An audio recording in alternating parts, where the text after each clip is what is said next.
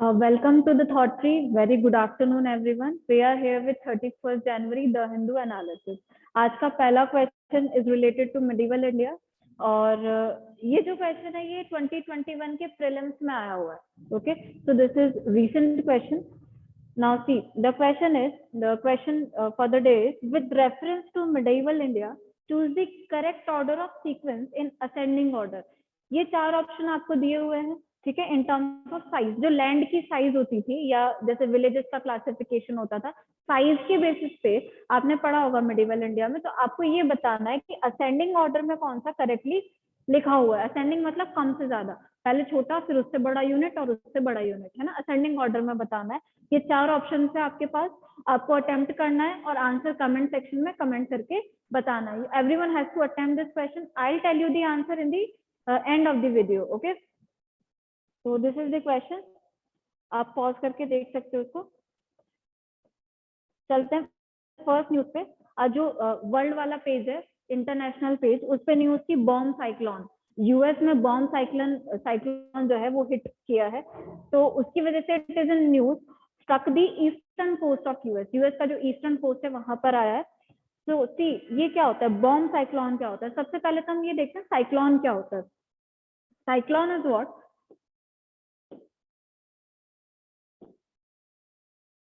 Cyclone basically जब low pressure area के आसपास, जब कहीं लो प्रेशर एरिया डेवलप हो जाता है तो उसके आसपास विंड्स आती हैं, है ना. तो लो के आसपास हाई प्रेशर एरिया, तो लो प्रेशर के आसपास जब विंड्स मूव करती हैं उसको हम साइक्लोन कहते हैं. और ये धीरे धीरे स्ट्रॉन्ग होता जाता है ना.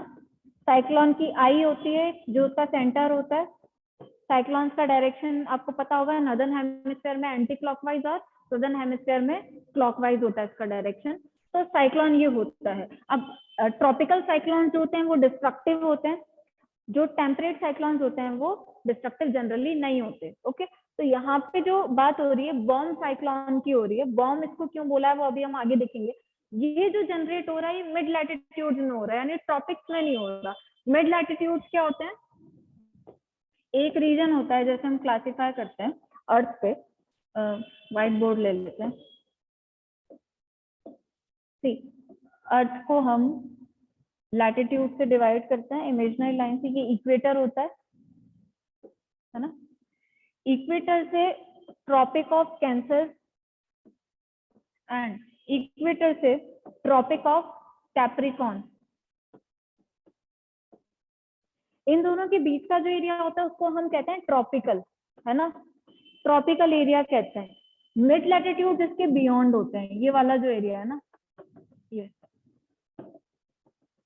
ये मिड लैटिट्यूड होता है. ओके, तो यहाँ पर ये ओरिजिनेट हुआ है मिड लैटिट्यूड में.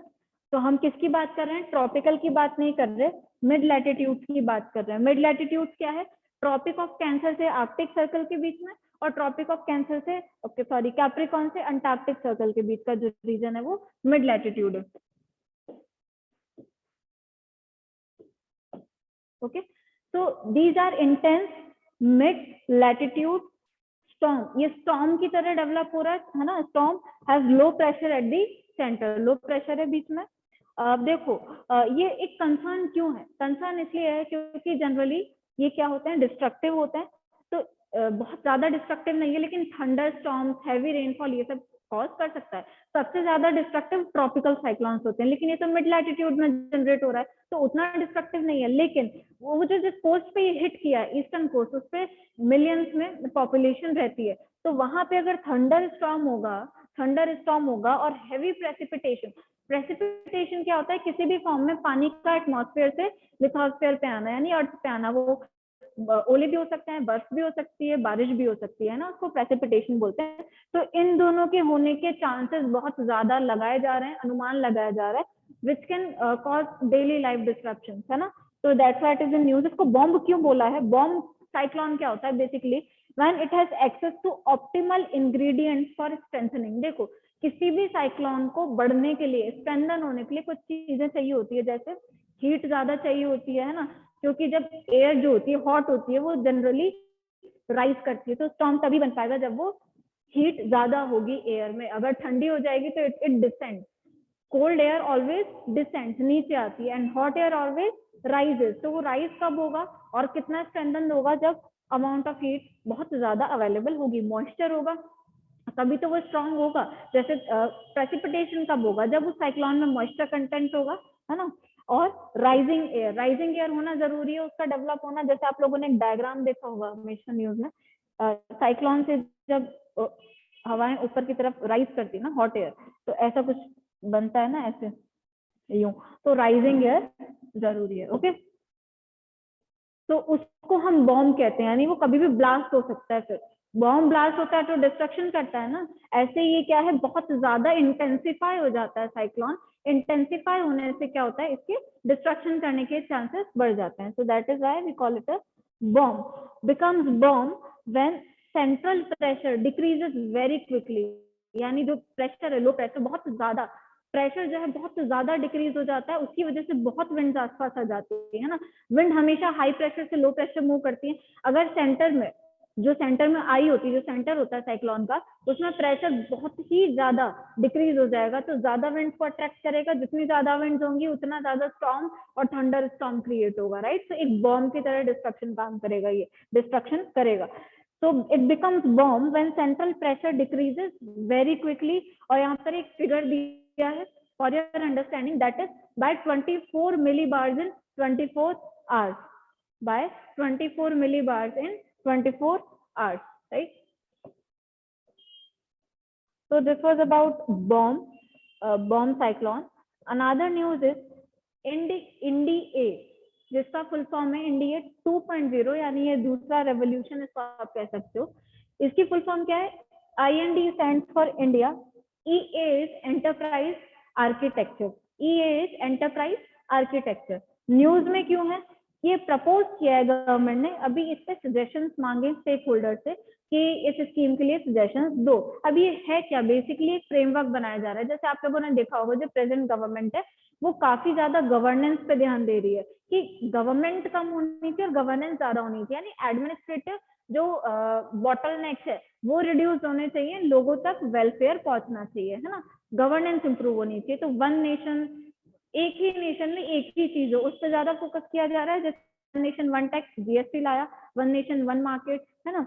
ऐसे ही यहाँ पे क्या किया जा रहा है, वन नेशन वन आइडेंटिटी का काम किया जा रहा है, कि आपकी जो बहुत सारी आइडेंटिटीज है जो ट्रांजेक्शन के लिए और आइडेंटिफिकेशन के लिए यूज की जाती है, उन सबका एक जगह, उनको बहुत सारी बन गई है ना, एक जगह उनको सेंट्रलाइज करने के लिए ये प्रोग्राम लाया गया है। Name is INDEA 2.0, India enterprise architecture इसकी फुल फॉर्म है। इट इज प्रपोज्ड, अभी आई नहीं है क्या, basically it is a framework that enables government to optimize the number of digital identities। जितने भी आपके डिजिटल आइडेंटिटीज हैं उनके बहुत सारे नंबर्स हो जाते हैं, ठीक है, तो उनको ऑप्टिमाइज करना है। Number of digital identities that a citizen need to have by linking consumer identification data into a single unique ID। इन सारी आईडी को मिला के एक सिंगल यूनिक आईडी बना दी जाए फॉर ट्रांजैक्शन, ऑथेंटिकेशन एटसेट्रा। आपको ट्रांजैक्शन करते टाइम अलग आईडी लगती है, ऑथेंटिकेट करते टाइम जैसे यूपीआई आईडी होती है ट्रांजैक्शन के लिए, है ना, ऑथेंटिकेट करने के लिए अलग आईडी लगती है, अपनी आइडेंटिटी ऑथेंटिकेट करने के लिए। तो ऐसे ही जितनी भी डिजिटल आइडेंटिटीज है, यहाँ पे कौन सी आइडेंटिटीज की बात हो रही है, माइंड दिस, डिजिटल आइडेंटिटीज, उनको एक जगह क्या कर दिया जाए, मर्ज कर दिया जाए और एक यूनिक आइडेंटिटी बना दी जाए। This is the proposal. और कौन सी मिनिस्ट्री कंसर्न है, ministry of electronics and information technology, MIIT, ministry of electronics and information technology.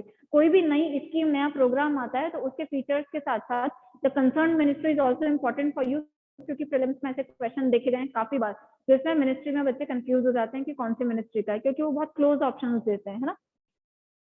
So that was about this scheme. Another news is BrahMos. BrahMos जैसे कि हमने देखा था, रशिया और इंडिया का कोलैबोरेशन है क्रूज मिसाइल का। ब्रह्मोस काफी टाइम से न्यूज में है, अभी बार बार इसकी नई रेंज टेस्ट फायर हो रही है। MTCR भी हमने किया था, इस पे पूरा हमने डिटेल कवर किया है, जिसमें हमने MTCR के बारे में भी कवर किया था 12 जनवरी की क्लास में। तो अगर आप नए हैं चैनल पे, you can subscribe to our channel The Thought Tree, आपको 12 जनवरी की क्लास मिल जाएगी। उसमें ब्रह्मोस को हमने बहुत ही कॉम्प्रिहेंसिवली कवर किया है। MTCR रिजीम से ब्रह्मोस पे क्या इफेक्ट आया है वो भी हमने उसमें कवर किया। एक जनरल अंडरस्टैंडिंग के लिए लेट मी टेल यू कि ब्रह्मोस क्या है, क्रूज मिसाइल है। क्रूज मिसाइल का पाथ कैसा होता है, स्ट्रेट, वो यूं करके नहीं जाती, बैलिस्टिक मिसाइल यूं जाती है और क्रूज मिसाइल स्ट्रेट जाती है। क्रूज मिसाइल ऐसे जाती है, ये क्रूज है, BrahMos is a cruise missile, है ना। और एक होती है बैलिस्टिक मिसाइल, बैलिस्टिक मिसाइल ऐसे जाती है, उसकी जो ट्रेजेक्ट्री होती है, जिसको पाथ कहते हैं, ट्रेजेक्ट्री वो ऐसा होता है। तो क्रूज मिसाइल, MTCR एक रिजीम है जो मिसाइल्स के प्रोलिफरेशन को कंट्रोल करने के लिए बनाई गई थी। इंडिया जब तक उसका मेंबर नहीं बना था तब तक इसकी रेंज लिमिटेड थी, अराउंड 290 किलोमीटर। लेकिन जब इंडिया उसका मेंबर बना 2016 में, तो उसके बाद हम इसको 600 तक ले जा सकते हैं। तो अब इसकी नई नई जो है रेंज टेस्ट फायर की जा रही है, इसकी रेंज इंक्रीज करने की कोशिश की जा रही है। आप 12th जनवरी की क्लास में पूरा इसको समझ सकते हैं। अब देखो एडिटोरियल पेज पे आज के एक एडिटोरियल था कि बजट में गवर्नमेंट को इनइक्वालिटी रिड्यूस करने पे ध्यान देना चाहिए। तो वहां पे एक रिपोर्ट मेंशन थी, वर्ल्ड इनइक्वालिटी रिपोर्ट। एडिटोरियल्स तो तब तक आते रहेंगे जब तक बजट नहीं आएगा, और बजट आने के बाद भी आते रहेंगे। तो बजट आने के बाद वाले ज्यादा इंपॉर्टेंट है, क्योंकि उसमें असलियत में गवर्नमेंट ने क्या एक्शन लिए हैं वो पता लगेगा। और अभी तो सिर्फ सजेशन है सबके, है ना। तो रिपोर्ट बिकम्स वेरी इंपॉर्टेंट। और 2022 की the most recent report has been released, world inequality report 2022। ये क्या है, इसमें रैंक किया गया है, रैंक किया जाता है कंट्रीज को इनइक्वालिटी के बेसिस में। इंडिया की क्या पोजीशन है ये हम देखते हैं इसमें। India is one of the most unequal, this is a very sad situation for us, most unequal countries की कैटेगरी में इंडिया में अभी है। इंडिया भी मोस्ट अनइक्वल कैटेगरीज में, उसका कुछ डेटा भी यहाँ पे दिया है इसको सपोर्ट करने के लिए। इंडिया में जो टॉप 10% पॉपुलेशन है, 10% पॉपुलेशन, उसके पास पूरी जो नेशनल इनकम होती है हमारी, है ना, जो हम जीडीपी में पढ़ते हैं, net national income at factor cost, NNPSC, national income का 57%, यानी देश की वेल्थ का 57% सिर्फ टॉप 10% ऑफ पॉपुलेशन के पास है। टॉप 1% के पास 22% है। टॉप 1% के पास 1% ऑफ पॉपुलेशन के पास पूरे देश की इनकम का, नेशनल इनकम का 22% है। तो आप ये मेंस में भी फिगर्स यूज कर सकते हो इस रिपोर्ट का, this is internationally accepted report. आप इससे बता सकते हो कि इनइक्वालिटी कितनी ज्यादा है। You can use this figures to highlight, to substantiate your opinion in your mains answer writing और ऐसे, राइट। तो ये फिगर है। और जो बॉटम 50% है, यानी जो लोअर स्ट्रेटा है ना, जो इनकम ग्रुप में, कम इनकम ग्रुप में आता है, बॉटम 50% जो है उसके पास सिर्फ 13% है। You can see the drastic gap, the drastic inequality in India, right. तो इंडिया मोस्ट अनइक्वल कंट्रीज में अभी भी आता है। 50% जो पॉपुलेशन है बॉटम, उसके पास 13% इनकम है देश की, सिर्फ 13%। और 10% के पास 57%। Even 1% population holds more wealth than 50%, that is 22%। अब इस रिपोर्ट को रिलीज कौन करता है, कौन रिलीज करता है, ये this is always an important question. ऐसे रिपोर्ट पर डायरेक्ट क्वेश्चन भी आए हुए हैं। It is released by world inequality lab which is situated in Paris. ये पेरिस में सिचुएटेड है, world inequality lab Paris. Okay अब देखो आर्टिकल में कुछ सजेशंस दिए गए कि गवर्नमेंट कैसे इनइक्वालिटी को कम कर सकती है। एक बात वहां पर कॉर्पोरेट प्रॉफिट टैक्स की थी, जो सीपीटी होता है, गवर्नमेंट ने रिड्यूस कर दिया था, पहले ज्यादा लगता था, है ना, अब 25% अराउंड लगता है। तो सीपीटी जो गवर्नमेंट है रिड्यूस करती है कॉर्पोरेट को प्रमोट करने के लिए। लेकिन सीपीटी पहले होता क्या, ये देख लेते हैं। कॉर्पोरेट प्रॉफिट टैक्स, जो कॉर्पोरेट का प्रॉफिट होता है ना, प्रॉफिट पे जो टैक्स लगता है, दैट इज सीपीटी। अब सीपीटी को कम करती है गवर्नमेंट, एक तो इसलिए क्योंकि जब रेट ज्यादा होती है तो कलेक्शन कम होता है रेवेन्यू का, तो रेवेन्यू प्रॉपर आए, टैक्स बेस नैरो ना हो, ब्रॉड हो, इसके लिए करती है। दूसरा कॉर्पोरेट को मेक इन इंडिया वगैरह प्रोग्राम को प्रमोट करने के लिए। लेकिन यहाँ पे ऑथर ने सजेस्ट किया है कि सीपीटी को जो है ना आप इसको बढ़ा दो। ओके तो जैसे टैक्सेशन है ना, तो इनसे आप क्या करो, रेवेन्यू इंक्रीज करो। ऑथर ने ये सजेस्ट किया है कि आप टैक्सेशन से अपना रेवेन्यू इंक्रीज करने पे फोकस करो। रेवेन्यू कब इंक्रीज हो सकता है, या तो आपका टैक्स बेस ज्यादा हो। लेकिन इंडियन टैक्सेशन की एक सबसे इंपॉर्टेंट प्रॉब्लम है कि इंडिया में जो टैक्स बेस है वो बहुत नैरो है ना। टैक्स बेस मतलब प्रपोर्शन ऑफ पॉपुलेशन जिस पे लग रहा है, या प्रपोर्शन ऑफ इनकम जिस पे टैक्स लग रहा है, दोनों ही कम है, ठीक है, या प्रपोर्शन ऑफ एसेट जिस पे टैक्स लग रहा है, तो वो बेस कम है इंडिया में। और टैक्स रेट्स ज्यादा हैं, तो रेट्स को कम करो तो रेवेन्यू कलेक्शन बढ़ेगा, राइट।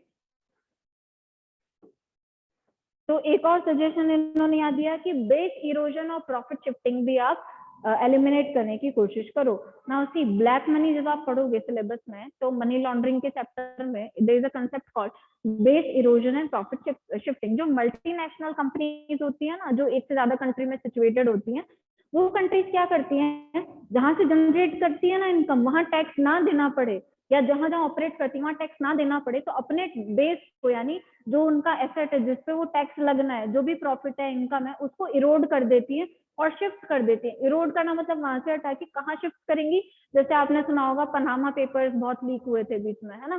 तो बेसिकली स्विट्जरलैंड में टैक्स हेवन माना जाता है। टैक्स हेवन कौन सी कंट्रीज को कहते हैं, जहाँ टैक्स रेट बहुत ही मिनिमल होती है या होती नहीं है ना, बहुत ही मिनिमल होती है, तो वहां उनको ज्यादा टैक्स नहीं देना पड़ता, तो अपना प्रॉफिट वहां शिफ्ट कर देती हैं। ऐसा शो करती हैं जैसे प्रॉफिट वहां से हो रहा है, तो वहां की गवर्नमेंट उनको टैक्स नहीं करेगी।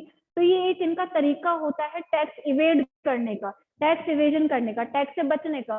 तो इसको हमको चेक करना है, इसके लिए इंडिया ने भी स्टेप लिए हैं। कंट्रीज जो है वो एग्रीमेंट साइन करती हैं ताकि बेस इरोजन और प्रॉफिट शिफ्टिंग से बचा जा सके। इन कंट्रीज को, इन एमएनसीज को टैक्स करना जरूरी है। उसके लिए एक suggestion also has been given कि मिनिमम एक इंटरनेशनल टैक्स लगाया जाए, ग्लोबल मिनिमम टैक्स जिसको कहते हैं, ग्लोबल मिनिमम टैक्स, कि इतना तो आपको देना ही पड़ेगा, है ना, चाहे आप शो करो चाहे ना करो यहाँ से प्रॉफिट। तो ग्लोबल मिनिमम टैक्स इंश्योर करेगा कि आपने भले ही अपना प्रॉफिट शिफ्ट कर दिया हो, लेकिन आप टैक्स दोगे, इतना टैक्स तो आपको देना पड़ेगा। तो ये कुछ तरीके हैं जिनसे टैक्स चोरी बचाई जा सकती है, ताकि गवर्नमेंट के पास रेवेन्यू आए। अब आप सोच रहे होंगे कि इनइक्वालिटी की बात हो रही है और टैक्स पे क्यों आ गए। सी, जब तक गवर्नमेंट के पास रिसोर्सेज नहीं होंगे, रेवेन्यू नहीं होगा, तो गवर्नमेंट स्पेंड कैसे करेगी वेलफेयर के लिए। और गवर्नमेंट वेलफेयर पे स्पेंड नहीं करेगी, तो जो स्ट्रेटा बॉटम 50% था, जिसके पास सिर्फ 13% वेल्थ है, उनका डेवलपमेंट कैसे होगा, उनकी इनइक्वालिटी कैसे रिड्यूस होगी। तो गवर्नमेंट का वेलफेयर करना जरूरी है, इन्वेस्ट करना जरूरी है, एक्सपेंडिचर करना जरूरी है। और वो कब हो पाएगा, जब गवर्नमेंट के पास रिसीट्स आएंगी। Tax revenue is the main component, revenue receipts जिनको हम बोलते हैं, तो वो इंक्रीज करना हमारे लिए जरूरी है। तो हमको टैक्स रेवेन्यू बढ़ाना है वेलफेयर स्कीम्स के लिए। इसके बाद एक टॉपिक है सुप्रीम कोर्ट का जजमेंट महाराष्ट्र असेंबली का। ये काफी दिनों से न्यूज में है, इसको हमने बहुत डिटेल में अपनी 13 जनवरी की क्लास में एनालाइज किया है। तो आप 13 जनवरी की क्लास देख सकते हैं, उसमें आपको पूरा समझ आ जाएगा क्या इशू है। हमने पूरा डिटेल में इसको कवर किया है, राइट। 12 जो एमएलए से महाराष्ट्र असेंबली के, उनको सस्पेंड कर रखा था 1 साल से ज्यादा से, तो सुप्रीम कोर्ट ने उस सस्पेंशन को प्राइमा फेसी अनकॉन्स्टिट्यूशनल डिक्लेयर कर दिया है। वो पूरा हमने बहुत कॉम्प्रिहेंसिवली 13 जनवरी की क्लास में कवर किया। You can go to that class. तो आज की न्यूज के लिए यही इंपॉर्टेंट था। अब क्वेश्चन देख लेते हैं, उसका आंसर क्या है।